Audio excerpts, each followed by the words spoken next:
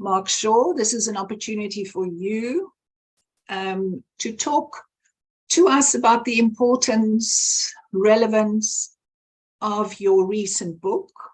Mark Shaw is well known to this audience. He's a former colleague of mine at the Center of Criminology and director of the Global Initiative.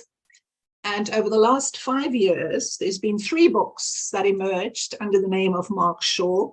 Hitman for Hire in 2017, Give Us More Guns, very enticing kind of title, in 2021, and then more recently, Breaking the Bombers. And I was thinking, as I looked at these recent books, all published by Jonathan Ball. Thank you, Jonathan Ball, for taking the risk, and I hope that it's been a rewarding one from your side of the universe. All 3 of these books, Mark, I thought could be an interesting topic for a postgraduate student to kind of tease out what the connections are from Hitman for Hire to buying more guns from the state to Breaking the Bombers. So thank you for your contribution.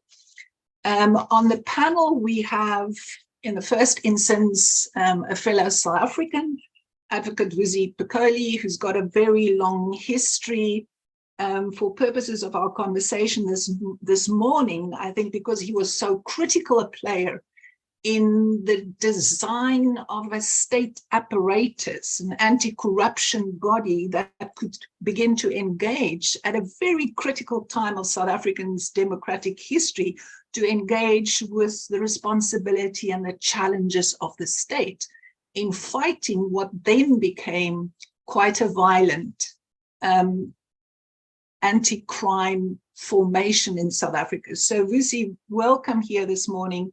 We look forward to your reflections of that period and the lessons that we could draw more widely for the issues of ongoing vigilantism across many spaces in South Africa, and the challenges that pose to democratic governance. In the third instance, we have Roman Lecour. And Roman, you are very much here this morning because of your international research expertise on the topic, on many things, but specifically on vigilantism in spaces of Mexico. And we look forward to you bringing a comparative set of reflections. PAGAD is a case study that was kind of morphed in the South African context, but South Africa doesn't have the license on these things to think more broadly. And as I think in the fourth instance, to also invite Professor Etenibe Lemika to bring his reflections on anti-crime mobilization, civic action, vigilantism, and social ordering questions into the equation. So, Mark and other panelists, with that brief introduction, Mark, I think you should use the next 10, 15 minutes to walk us through the book, Breaking the Bombers, how the hunt for PAGAD, People Against Gangsterism and Drugs, created an opportunity for a crack police unit. That is the subtitle. So, Mark, if I could start, why this book? And what is the relevance 25 years down the line of providing us with the kind of historical details of this anti-crime vigilante grouping? What is the relevance for us in understanding the dynamics that unfolded through the body of PAGAD? Arina, thank you very much also to colleagues and to people who've tuned in to the discussion. There's a couple of reasons for the book. The first is that it was a very dramatic period of South African and Cape Town history which I felt had largely been forgotten. And just to give you statistics as a reminder of how dramatic it was, there were over 400 bomb explosions in Cape Town in this period, 1998 to 2001. And of those 400, they were predominantly focused against gang bosses and gang establishments. But a significant number, around 20, were also focused against civilian targets, the state, the synagogues, and the like. And PAGAD was behind these explosions and had a very mixed organizational origin. It was both a vigilante group, still is a vigilante group, but also used that to mobilize communities in a much more targeted campaign against the state. So PAGAD is a complex beast to understand. It fits into the vigilante style response to crime, in my view, because it mobilized people against organized crime, but then became criminal itself. And I think that's a story that I hope other speakers pick up on. Not only was it engaging in bomb blasts against gang targets, also against the state, but it was shooting in organized hits large numbers of gang members. And from the period of research, and it took 3 years, I drew a number, I suppose, of key conclusions, which are outlined in the book. Firstly, I wanted to tell the story of the state's response to PAGAD. And the reason for telling that story was because in this immediate post-apartheid phase, the state's security apparatus was a mix between old and new influences. There was a new, at the time, interim and then final constitution, which limited what the state could do, quite rightly, in the rule of law framework. So state institutions with the state security apparatus had to respond in much more complicated ways than it had done in the past. And this was the first challenge, and PAGAD was a very sophisticated challenge. It operated in cells, it was extremely violent. The small bombing group was a very cohesive group, also cohesive ideologically. And the state, in fact, wasn't very cohesive at the time. And the story of the individuals involved is what the book is about. And Alrina, as I know and we have discussed, I'm very interested in telling individual stories in the context of criminology, because it's individuals who, in my view, of course, there are structural conditions, but individuals who make history, who make choices, and Vusi himself, not necessarily in the era of PAGAD, but made individual choices around the formation of who was prosecuted and how, and indeed suffered the consequences for that. So it's individuals who, in all their complexity, are engaged in these responses, both on the vigilante and on the state side. And that's the story I wanted to tell. There's then a number of very important sort of sub-themes that emerge. And just to identify those in the sense of this discussion, firstly, at least my research suggested that PAGAD killed a lot of gang bosses, but the implication of that several years later and into contemporary Cape Town is still extraordinarily high levels of violence. So if you kill a large number, we don't know the exact number, but it's in the hundreds, of gang leadership, organized crime leadership, you do not end the problem. In fact, what you do is well, in this case, it suggests, and I would be interested in comparative examples, you sort of prune the tree, and out of that grew a much more violent, less organized, chaotic, but more global form of organized crime in Cape Town. And as the book recounts, several years after PAGAD, yes, there was you mentioned give us more guns. This was the case of state guns being sold to gangs, but the homicide rate for Cape Town went up to something of 70 per 100,000. Now, 70 per 100,000 is really at the level of Central America. It's declined since then, but it's still very, very high comparatively globally. So PAGAD had unintended consequences in its campaign, if you like, in terms of reducing gang activity. The second key point, I've mentioned it already, but I think that's core to our discussion today. PAGAD's genesis is very complicated. There's sort of two interpretations. I subscribe to one, but I'll outline the two. The first is that PAGAD was a community response to organized crime that then turned ideological. I'm simplifying a bit, but more or less these are the debates. The second is that PAGAD was an ideological core group, Qibla in this case, a Islamic group with links to Iran, which wanted to create a broader constituency. It had not supported the transition to democracy, so it was finding a place and it looked for broader community support. And in the immediate period post-1994, drugs had poured into South Africa and Cape Town, so the Muslim middle class, amongst others, from which PAGAD partly drew its support, was very badly affected in this process. So this period of mobilization to create a broader, a more community response, which then Qibla used, arguably in both interpretations.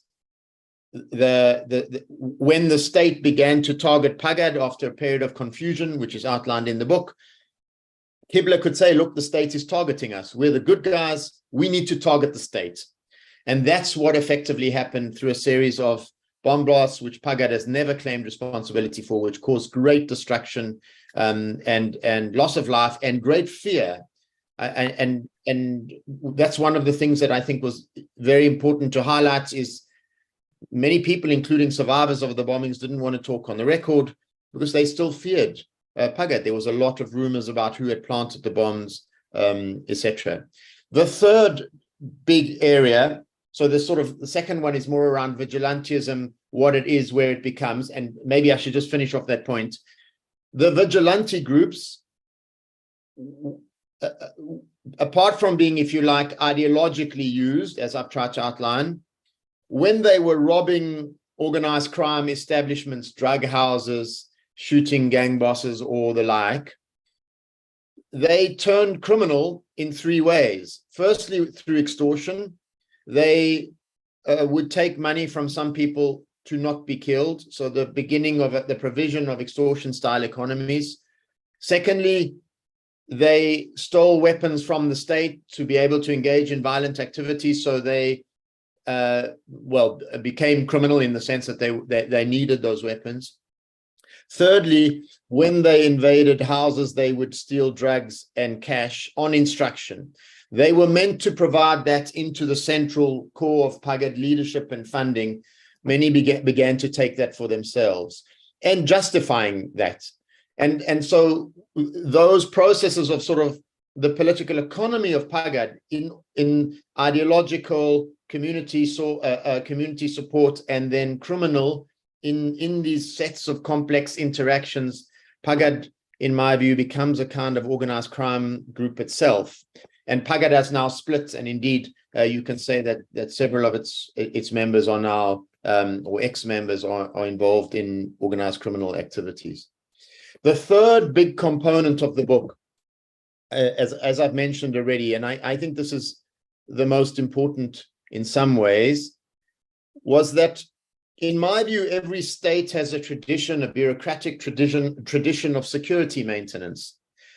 And 1994 was a fundamental break between what South Africa had, an authoritarian state defending white rule, and what South Africa needed to develop, a democratic state representative of all of its citizens operating within the rule of law. And it fundamentally needed a set of institutional changes around which it could face new challenges in a democratic order. Now, the process in which those were underway had just begun when the PAGAD crisis began. And what the PAGAD crisis did was to force those issues onto the agenda in a much more volatile, more pressurized circumstance. And in some ways, those circumstances really produced a kind of hardened diamond, if you like, because out of it came a set of individuals on both sides who recognized that they needed to do things differently. And South Africans at the time will remember there were very, very strong calls for a return to old order ways of doing that. So calls, and I was in the States at the time, and these were, in my own visits to Cape Town, these were calls that, or suggestions made to me, was that by the police, for example, that we needed to return to detention without trial, that PAGAD could not be managed in the context of a rule of law constitutional response. Secondly, that PAGAD should be banned, that in order to deal with a group as dangerous as this, the old playbook needed to be, we ban it, we arrest people, we hold them for longer, because this is essentially an urban terror threat, and indeed it was, and that was the terminology that was used. Instead, what came out of this was a organization which basically drew together prosecutors, police, and intelligence personnel, which had really been very split and not worked together before properly in a rule of law environment. And from that came the Scorpions, which was a high-level, sophisticated response to organized crime in South Africa. And so a new security bureaucracy and apparatus and approach was being created through this period. And that was critical for the future of South Africa. Something new with new personalities and new approaches was being forged in this very important time. The Scorpions were dismantled later. That's part of the story at the very end of the book. Why? Because they were too successful. They challenged people in the political elite who had become involved in crime themselves. But the point was, in this period between 1998 and 2001, on the table in South Africa was an enormous set of innovative policies, an Organized Crime Act, witness protection, which had been failing, new institutions, and a framework in which to work within the rule of law, created in a very short space of time, put in practice against PAGAD, not perfectly implemented for a lot of reasons. The evidence hadn't been collected from the beginning. PAGAD was a very challenging opponent, but the bombings ended through the coordinated leadership-driven approach that was driven by a set of key actors. And from that approach, and Arina, I'll finish now, from that approach emerged for me lessons which are applicable to South Africa today. South Africa is number 7 on the Global Initiative Organized Crime Index, facing a very, very complex set of organized crime challenges, but also having high resilience, so high institutional resilience. And those lessons are very much still on the public table today. How do you convert intelligence into evidence? How do prosecutors and police cooperate? Do we have the institutions we need? Were they reformed enough post-apartheid? What is the role between gangs, organized crime, and the police, the informant networks, which have corrupted both, I would argue? So many of the same questions are on the table, but this period in which the book covers came up with solutions in a period where the state under the ANC had actually a lot of legitimacy. That doesn't apply nearly as much now. But it raises important questions about what lessons we might learn. I'll stop there. I mean, that's what the book's about. And it's told, just to emphasize, through the voices of people on all sides who were involved. Yeah, Mark, thank you. Thank you very much for that. I mean, 16 chapters, reads like a crime detective novel. There are very interesting people whose contribution on this or that side of the equation is brought to the fore. So it really individualizes this kind of historical review of events that happened as the new constitutional state begins to kind of flesh out, the framework of governance. So thank you for identifying that the story is about many things and the complex interconnections really between PAGAD, the state, and civil society on the other side. Mark, before I ask Vusi to bring some of his observations into the equation, I wanted to just ask, over the last week or so, you had a number of opportunities to talk about the book in different spaces. Could you perhaps highlight 2 or 3 responses from the audiences, in the plural, that you have engaged with? What are the most critical issues that have come from the floor in response to your presentation and to reading the book? Thanks, Arina. A lot, and of course, it was a great privilege to present to a broadly South African audience in many events in the course of last week. I would say 3. The first is that people had forgotten about the events of PAGAD. I think that's a very important South African response, because the news cycle in South Africa is just endless, focusing on the next crisis. And yet many people then remembered the trauma and the fear around the bombing campaign, whether that's that they didn't go out or they were searched before going into shopping centers or whatever the case. So this for me was and a lot of touching responses to that, particularly when people remembered survivors, and there are pictures of survivors in the book, and some of the survivors came to the presentations, and that was very moving for me personally. So the sense of, oh my goodness, this was a critical period, but so much has happened. We sort of didn't identify it as a critical period at the time, and if anything, I hope rather modestly that the book is a reminder of this very intense period in the early years of democracy. I guess the second reflection is around a kind of despair in some ways. I don't want to overstate it, but the sense that, and I think this comes from people within and around PAGAD too. So from a broad spectrum of people, which is, wow, the state could get it together against PAGAD, but they couldn't get it together against crime and key criminals. And the sense of, well, we failed on, we targeted people who were fighting crime. Rightly, they were dangerous. People in PAGAD, I think, would argue, well, you didn't understand our struggle, so that, this is the response. But the sense that, well, the state can do it, why didn't they take it forward? And now look what we've got now. I'm trying to encapsulate what people said, and this kind of despairing sense that we need to do better. We need to take the lessons, and we need leadership.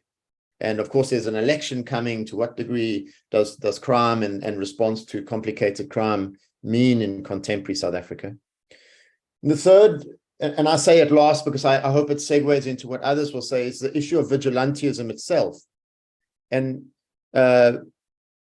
people mentioned other vigilante attempts across, initiatives across South Africa, some of them very recent, a very prominent one in Soweto, KwaZulu-Natal, elsewhere.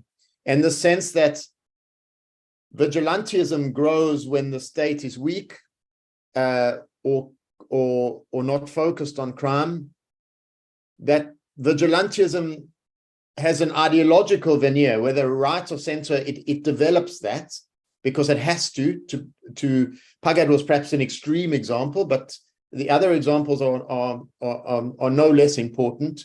And that ideological veneer is around, protecting communities or whatever it might be, and that the danger of criminal, and in the context where the state is particularly weak, there can be almost an inevitable confrontation with the state coming between vigilante groups and the state.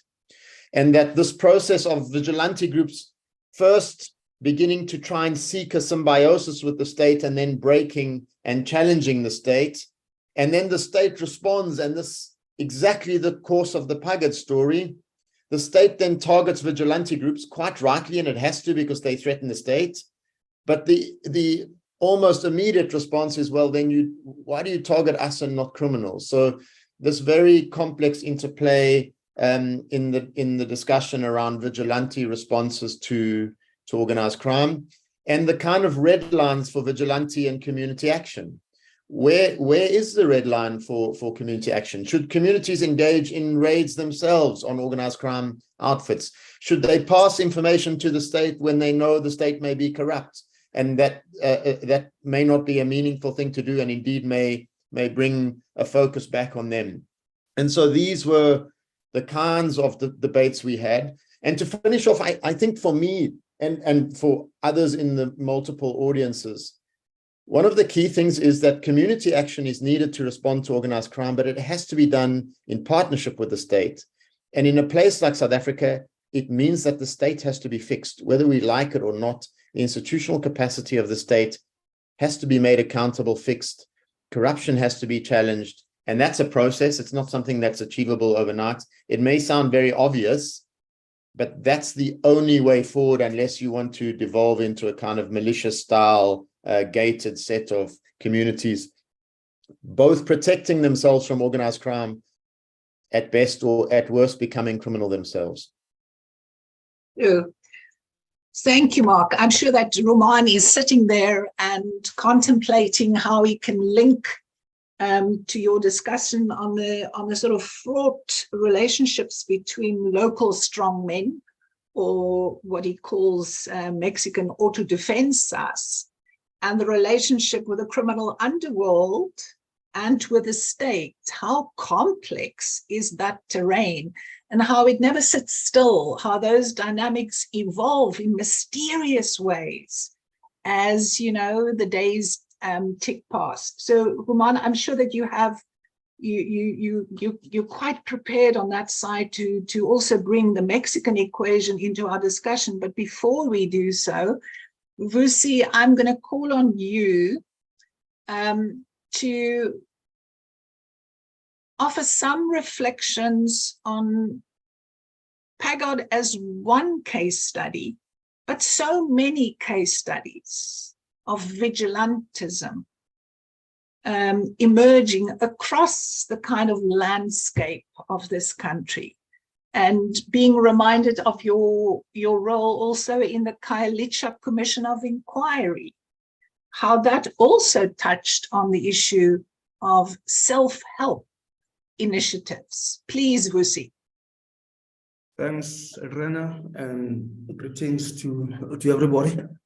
Perhaps let me start with the name PAGAD, for the sake of those who might not be familiar.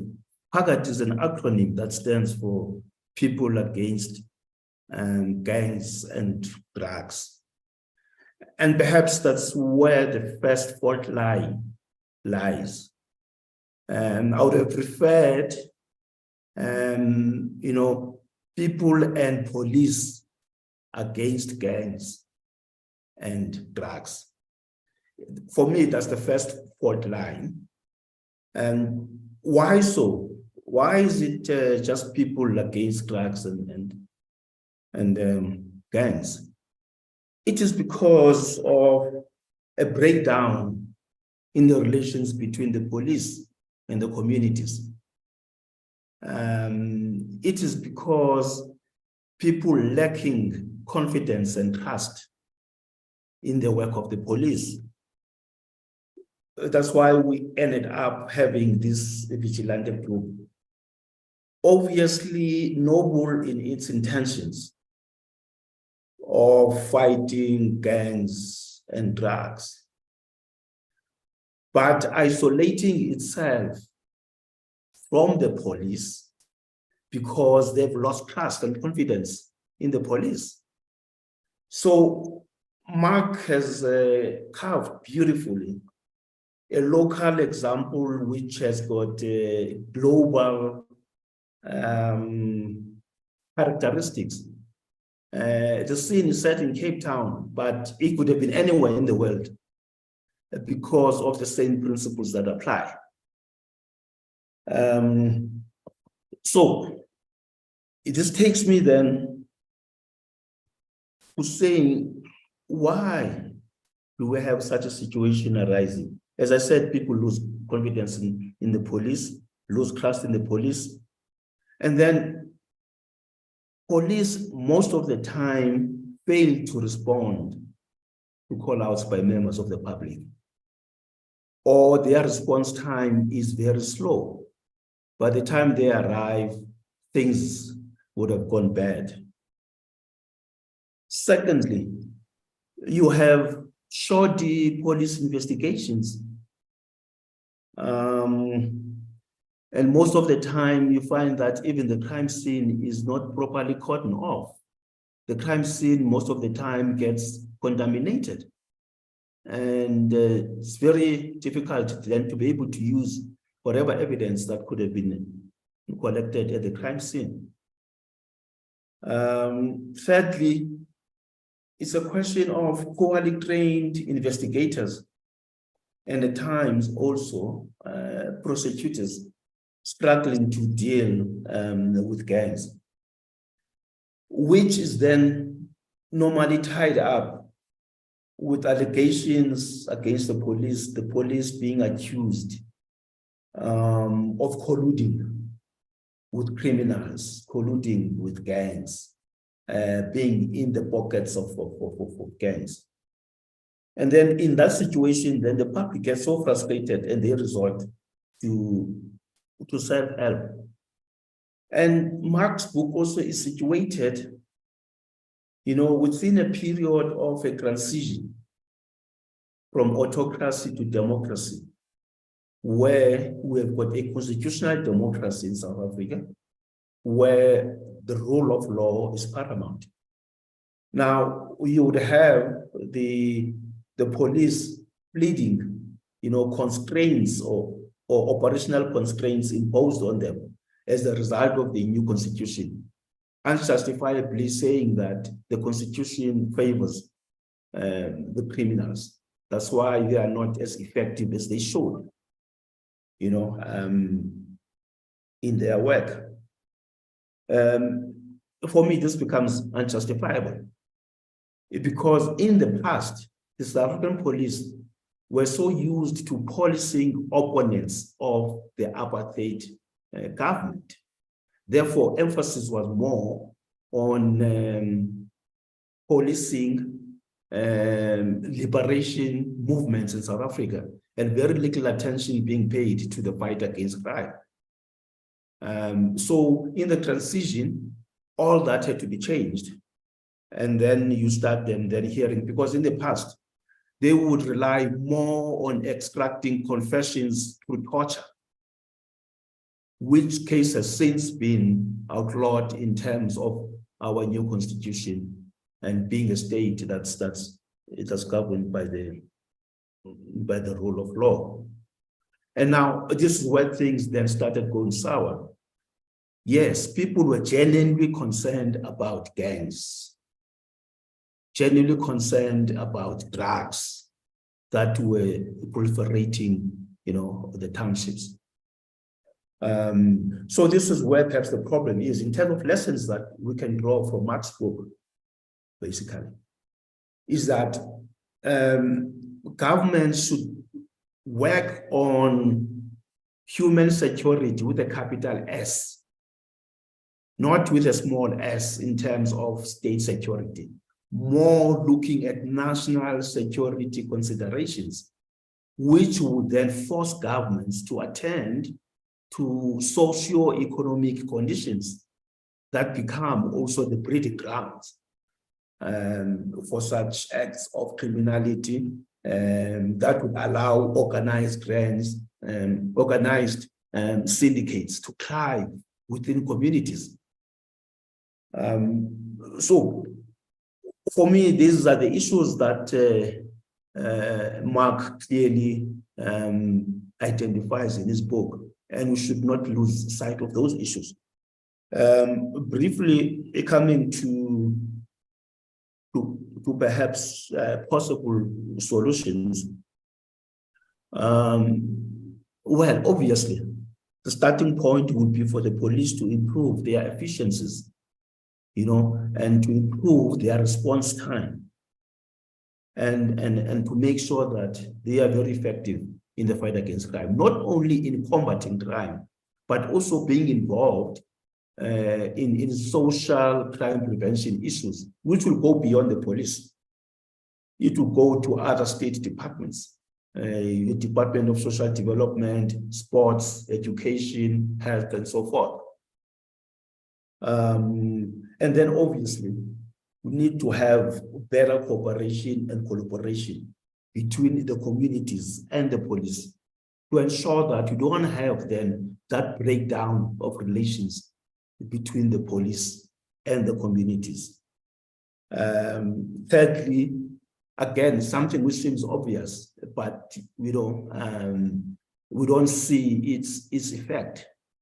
The question of ensuring that we improve the training of investigators as well as the prosecutors. This seems to be common sense, but achieving these things seem to be quite, a mountain to climb. And then, of course, Mark also has sort of given us also the genesis of the Directorate of Special Operations that had adopted a Troika approach. And what is this Troika approach? This Troika approach was, intelligence-driven and prosecution-led investigations, bringing, three separate elements: the question of intelligence, the question of investigation, proper investigations, as well as the question of prosecutions. Just to make sure that I don't spend more time on this. And then, of course, it just goes without saying, the question of asserting the independence of the prosecutors and with no executive interference. And the prime example of this, Mark, it makes it very clear. The flower pot bomb in the book, where the investigators messed up the case when they had an opportunity to actually catch the bombers red-handed. But they had messed up so much, their statements were so contradictory, and the prosecutors, threw the matter out of court because it could not, they couldn't sustain it. And then two last points I want to raise, or three last points. One, the importance of strengthening the witness protection program and the protection of whistleblowers goes without saying, And then you need to have ethical and visionary leadership within the entire criminal justice system, ensuring that we uproot corruption within the criminal justice system itself. My last point, I always say that the political will and integrity of political leadership are the fulcrum around which a successful criminal justice system revolves. Thank you, Elena. Vusi, I was getting worried because the list became longer and longer, and I was thinking, what about political will? And what about non-executive interference? And there you had it at the bottom of the list. Thank you for a very long list. I think I realized that you are speaking, of course, to the hard experiences that you yourself had during a very critical period within the National Prosecuting Authority. So you speak with authority about the importance of these critical ingredients. Thank you, Vusi. So, Ruma, I'm wondering whether we could turn to you in the light of the conversation to say what resonates, what echoes from PAGAD on the Cape Flats in the southern part of Africa, and your understanding of Mexican developments. Thanks so much. Thanks for inviting me to the talk. I think it does connect a lot, and it does allow me to pursue so many discussions that we had internally at the GI, working on Burkina Faso and Nigeria in particular, and trying to again connect the dots between so many different vigilante movements. And I have to say that it's a space that is not necessarily very common to find, to be honest. Comparative work on vigilantism is something that is usually been done in some areas, in some parts of academia, but it's not something that we usually see in civil society. And I think this is extremely precious.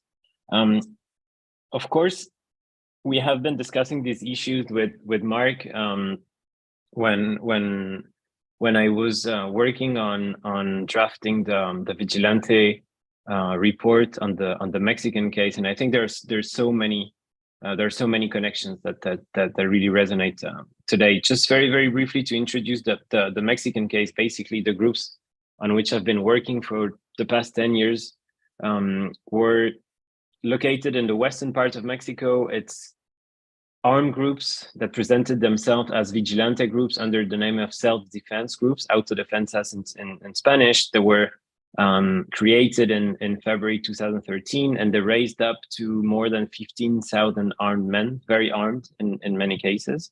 And they were fighting a drug cartel at the time and try to organize to take down the cartel, basically, right? So what we see is at the beginning, and I think it does connect a lot, and it does open so many discussions on the relationship between vigilante groups and the state, is basically, in my case, vigilante groups, autodefensas, were a response from a very rural setting in that case, very male rural setting in that case. And the objective was basically to do what the government was not seen as doing in response to organized crime and racketeering, especially in the rural parts, all the while calling upon the very same government to actually support them with political and military resources. And I think this is something that we have been discussing, and that is blatant from the South African cases as well.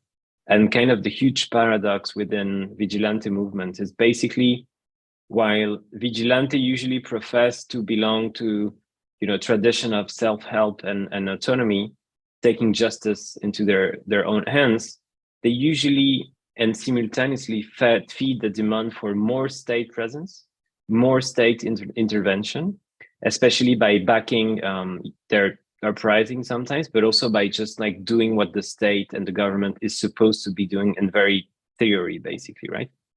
And actually, in the context of the Mexican war on drugs, many academics, experts, journalists have argued that the growth of vigilante groups, the emergence of autodefensas in Mexico, are a symptom of the weakening of the state, right? That is, basically those groups are understood as enemies of public authorities, as organized crime groups are usually seen.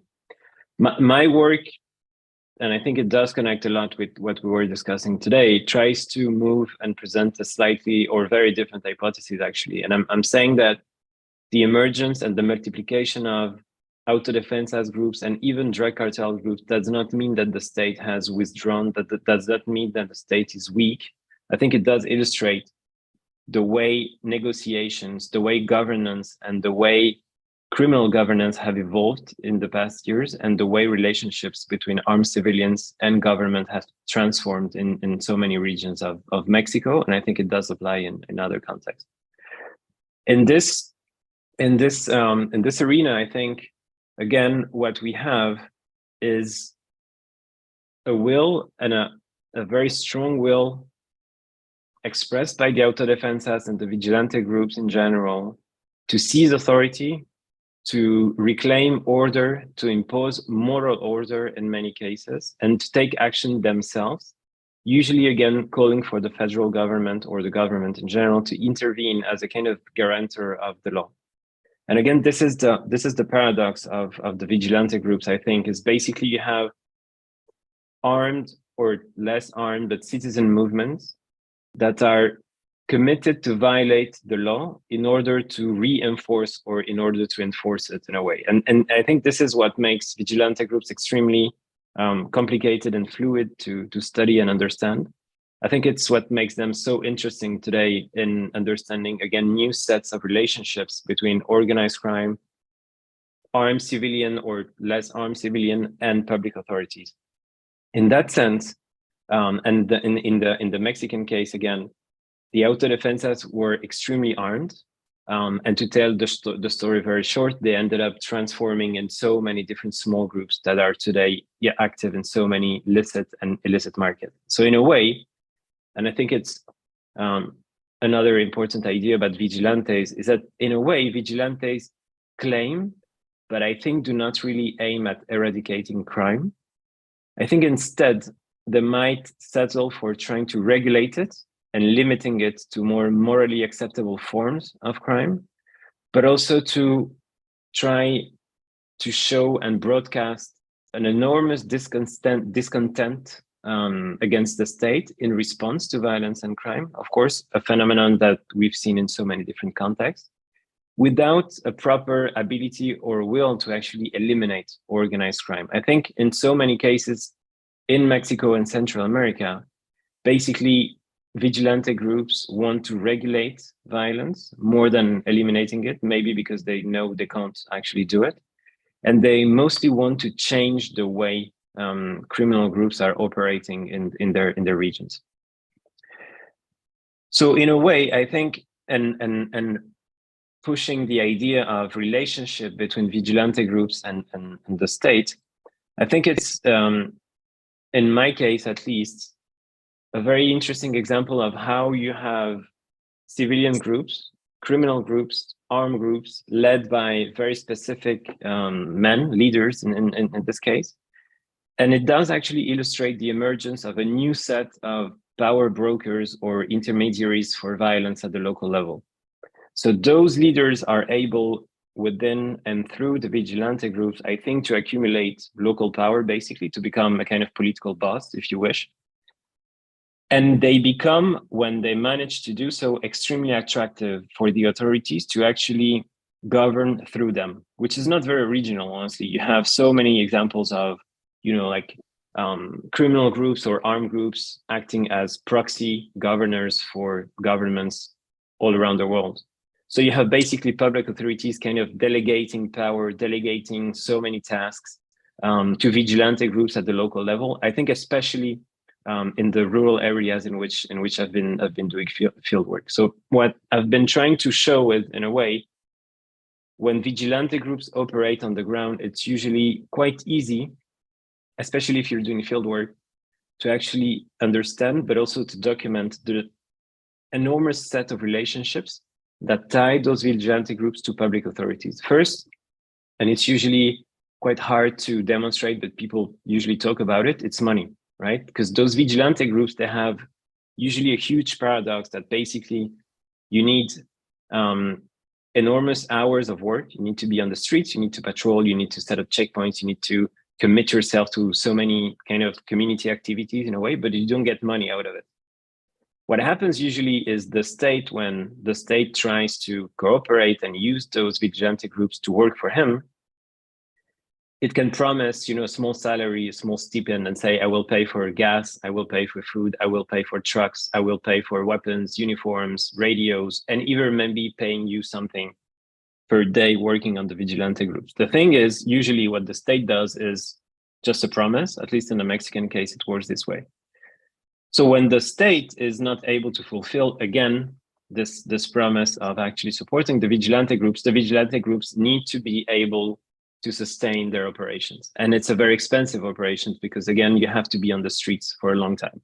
This is when, and Mark was talking about it, this is when vigilante groups usually turn to illicit market regulation, extortion, very, very classic, like, because you control territory as a vigilante group, or at least you have a very strong presence at the territorial level, it's quite easy to impose extortion. So you turn quite quickly to, I'm the new protector in town, basically. I'm the vigilante group. My job is to protect you. My job is to provide order, and I will ask you for money for it, right? And very quickly, in so many cases, vigilante groups, as soon as they install, in a way, and as soon as they need money for operation, they ask people for this kind of money in a very fluid process between some sort of legitimacy, which is sometimes extremely strong, and it's also part of the questions that we usually face when we work on vigilante groups, the level of legitimacy that they might have at the local level, which is, I think,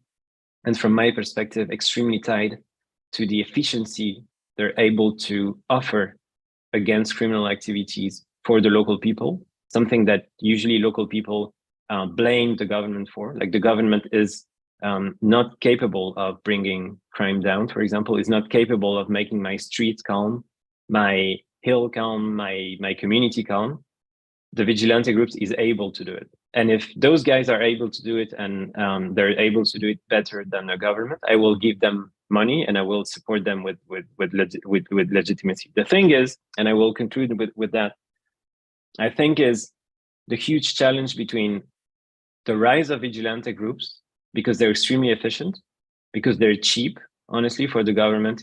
It's cheaper for the government to have, cooptation, dynamics, dialogue with vigilante groups in Latin America today, in Mexico for sure, working for him in a very non-official way.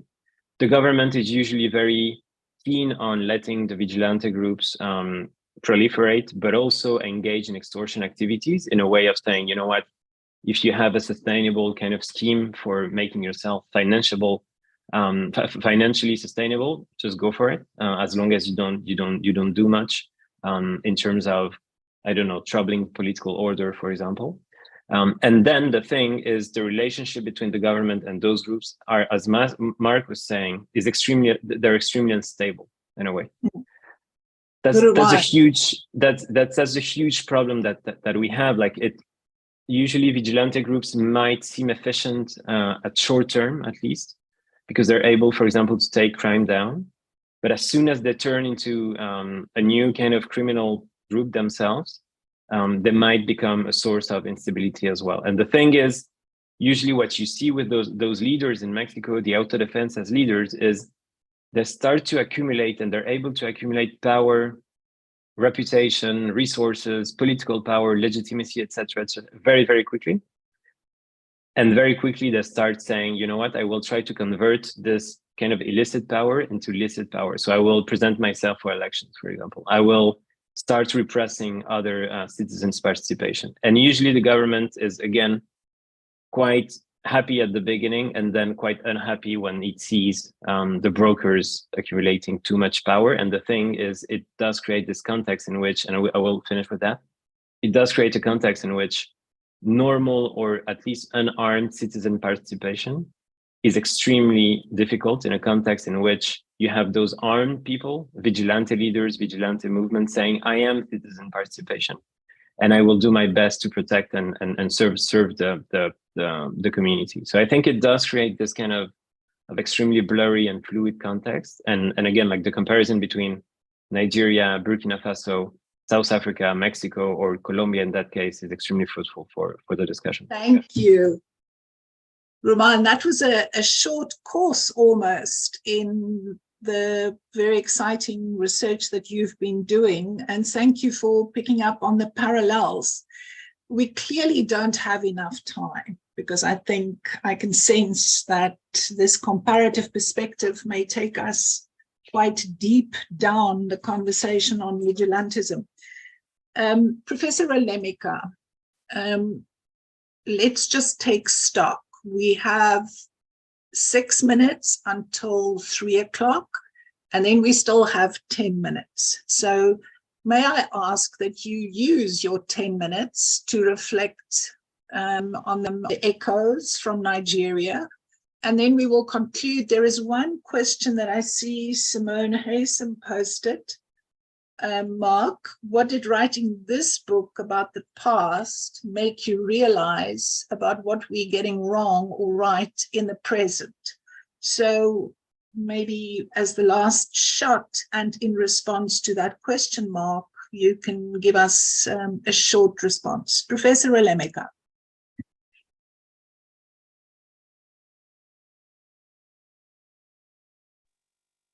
Thank you so much, Arena. I will start on an attempt to clarify the mystery of vigilantism.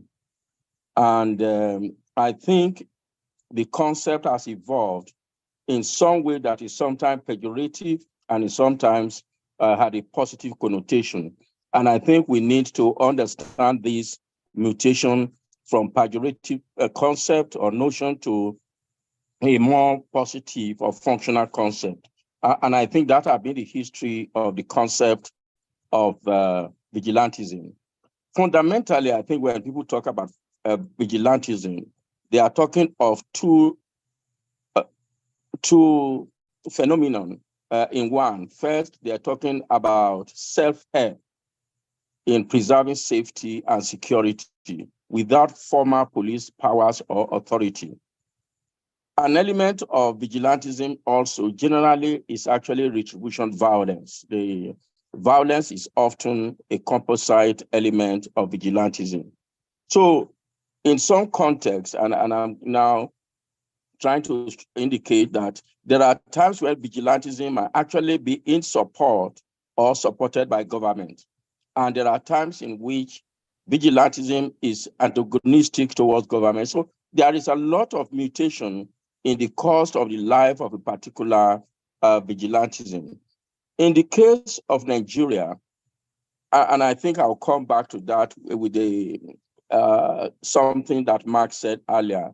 In the case of Nigeria, of course, traditionally, community vigilance and safety provision is traditional. And we should distinguish community vigilance and safety provisioning from vigilante. I think to distinguish vigilante properly in our discussion, we're actually talking about a variant in which violence is important, in which the root is not necessarily based in community, but rather has elements of agency that may be distinct from the community. So in the case of Nigeria, vigilante group became very popular immediately after the transfer of power to civilians in 1999. And so we also found after that the rise in armed robbery across the country, whether in communities or on the highway. So this this armed robbery marked a major impetus or trigger for the emergence of vigilante in different parts of Nigeria. And when it started, of course, there were ambivalence between the vigilante and the police, whether to be antagonistic towards each other or to be collaborative.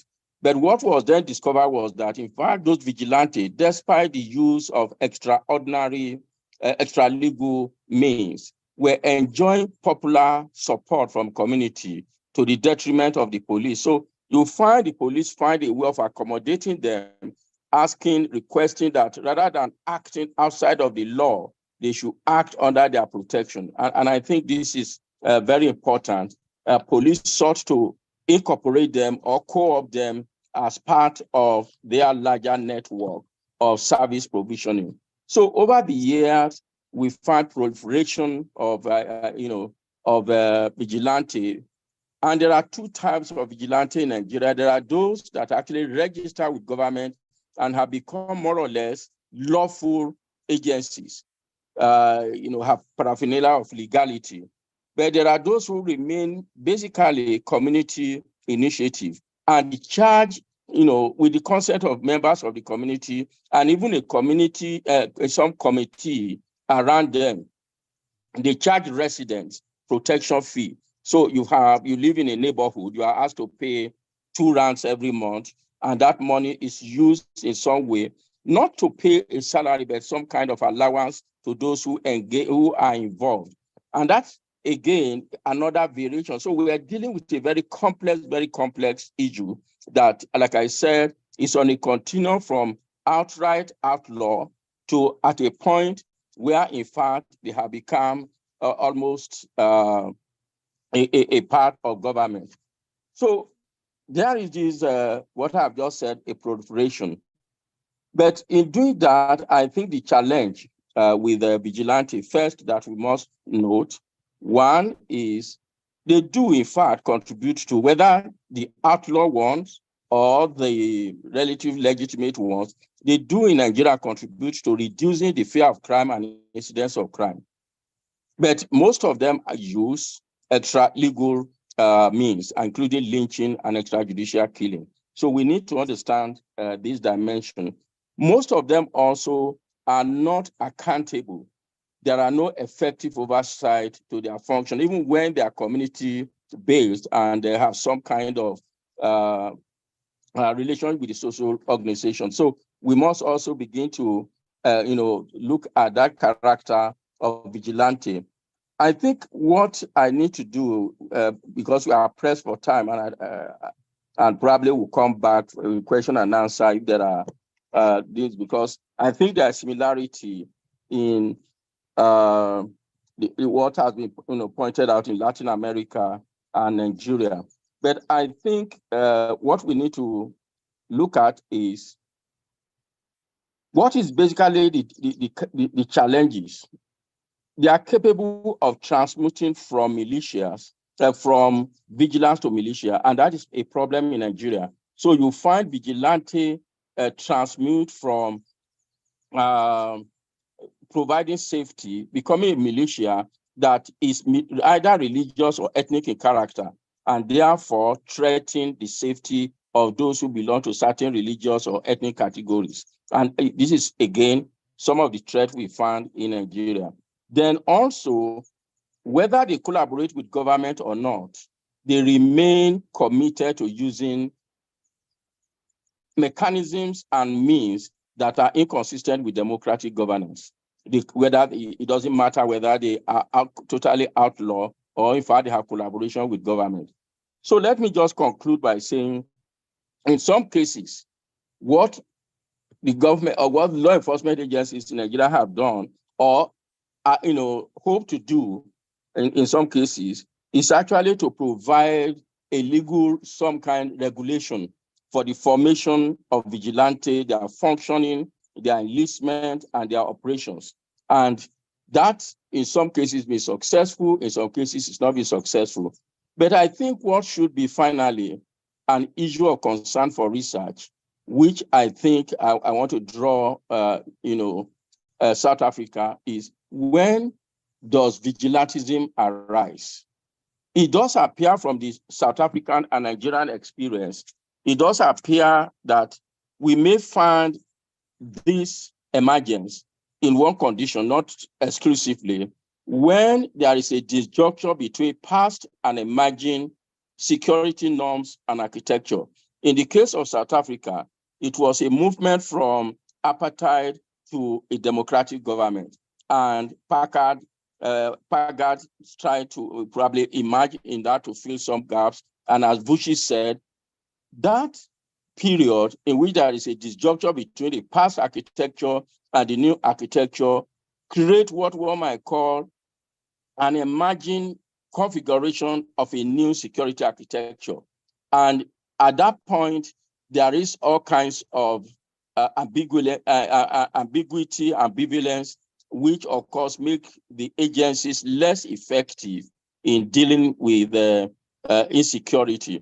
And I think that is tantamount to what sociologists will call, regional formation by Emile Durkheim, a state of anomy, when an old order is gone, a new order is emerging, and yet there is no dominant consensus over the guiding principle of the emerging norms. So I think this is where, environment that provide for emergence of vigilante. But once that has happened, I think they have a capacity for sustenance of never fading away, even when the conditions that brought them together seem to have improved or diminished. Thank you, Irena.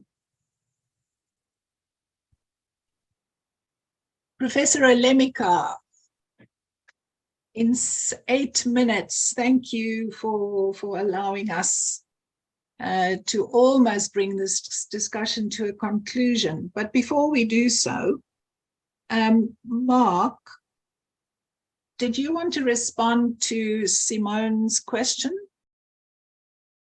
Very briefly, Irene, and thank you to my fellow panelists. It's a reminder actually that vigilantism and its response to organized crime and its evolution actually really does need to be on our research agenda. And I'm very appreciative for the comments. Very briefly, I think 3 things, if I could. The first is that Vusi mentioned it.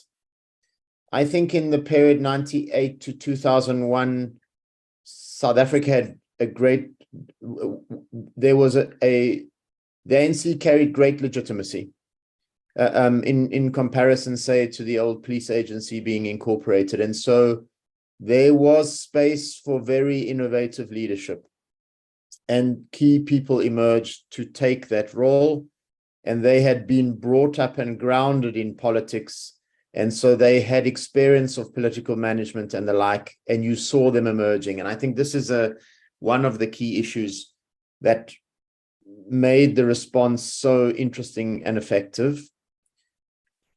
I think we have much less of that now. If that's what has occurred, perhaps following what Etunibia said, is a bureaucratization of the security apparatus, which had fallen away in this period, precisely to respond. Everything was on the table. Right now, not everything's on the table, because there's a lot of established bureaucratic interests which previously had been not present. And so I think the biggest lessons is we face probably a bigger challenge now as South Africans in responding to organized crime, in a space where our bureaucratic maneuverability is much less. And so I think that's a key lesson. And what do we need? I think we need to think innovatively. We need key leaders who don't necessarily need to be from the security establishment. That's also a key lesson from the past, to bring new ideas on the table. And we need, perhaps more than ever, to insulate the institutions from politics if they are to build a general pattern of new security institutions, etc. And the South African security sphere is still very much a work in progress. And what we do in the coming years will be crucial to its long-term success. I'll end there, Arina. Wow. I can do no better than thanking you, Mark, firstly, for writing up the forgotten history, for reminding all of us of that time, of the pain inflicted along the way, but also stories about visionary, committed leaders and foot soldiers that manned. I think they mostly did manning. There weren't very many women at the time who manned parts of the state and had no blueprint, but somehow were innovative and constructed a mechanism called the Scorpions.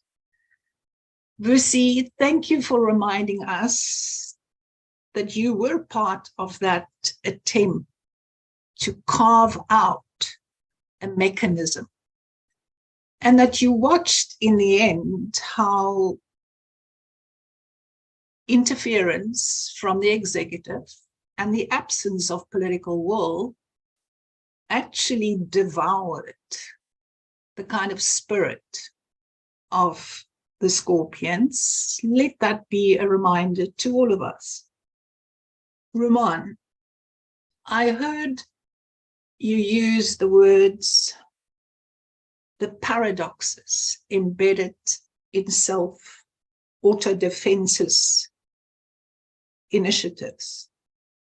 I also heard you say that we need to be prepared to investigate at a micro level the shifting relational dynamics that emerge, and to capture the complexities of that.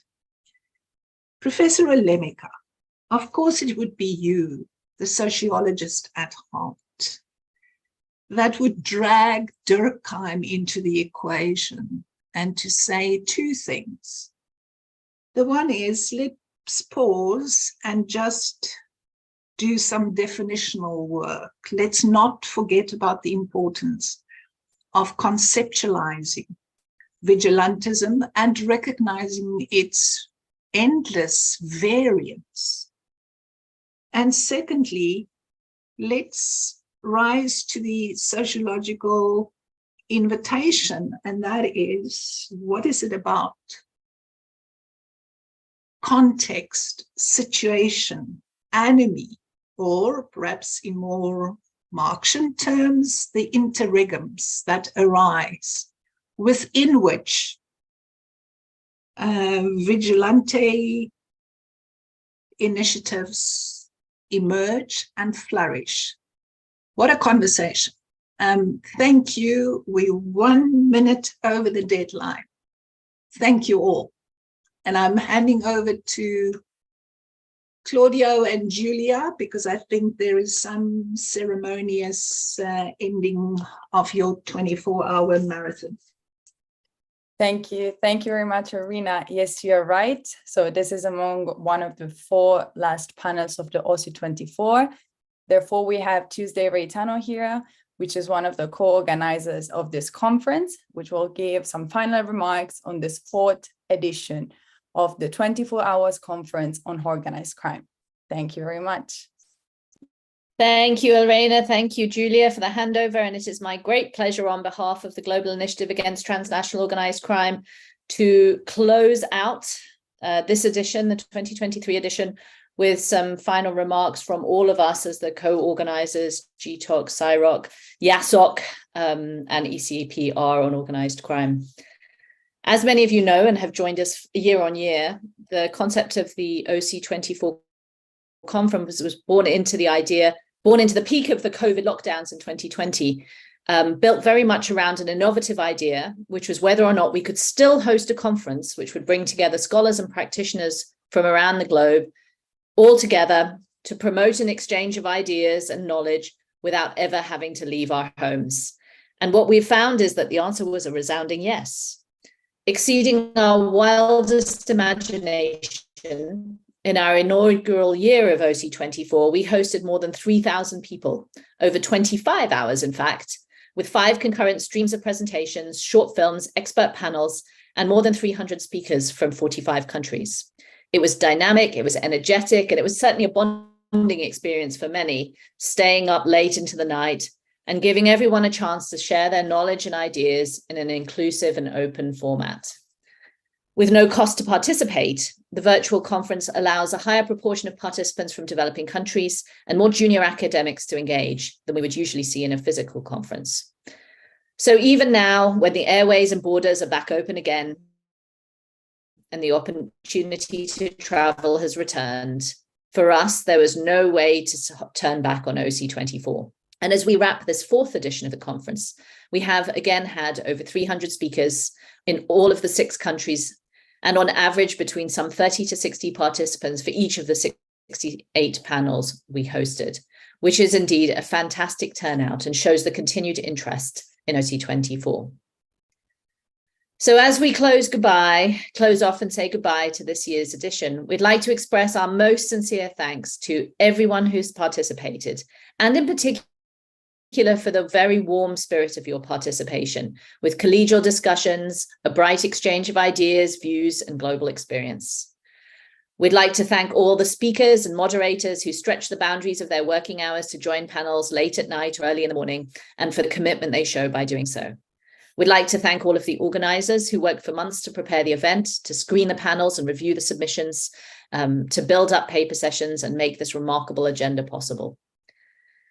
Immense gratitude, as always, goes to those who stayed up at night to keep the sessions running smoothly. A big shout out to the great team of volunteers, who've about 30 master's and PhD students and early mid-career researchers and academics from world-leading universities and academic institutions. And finally, the greatest of thanks to all the people at GI-TOC behind the scenes who have helped make this happen. The communications, multimedia, and logistics staff in our organization who have worked tirelessly in addition to their full-time jobs to bring together the conference and make it run the way it has. Once you've all caught up on sleep, we encourage you to keep the momentum that this conference has brought. And here are our 3 tangible suggestions to do so. Firstly, please do reach out to the speakers you found particularly engaging and strike up a connection. Secondly, if you come back to the website for the conference in the coming week or 2, you'll find all the session recordings and other resources, people's papers, people's links, comments, or ideas posted there for you to find, partake in, and contribute to. And finally, please don't on organized crime, CIROC, or ECPR so that you stay in the loop with our events, initiatives, and calls going forward. Having run OC24 for 4 years now, we've learned a lot about what works and what doesn't. And that's why we think that this event has been the great success it has been. But during this virtual journey, we've also learned there's a need to reassess the best ways to connect and to discuss the most pressing organized crime challenges and trends. With this mindset then, and turning towards thinking about the future of OC24 and reflecting on the best way to continue to add value to scholarship on organized crime, we would love your feedback. We will circulate a survey to everyone who registered for any of the sessions for you to share your thoughts. We also encourage you to proactively reach out to us, send emails to the Secretariat with suggestions and ideas to our email address at yasoc@globalinitiative.net. And finally, thank you again for being such a part of such a unique conference experience. Good luck, good rest, and goodbye.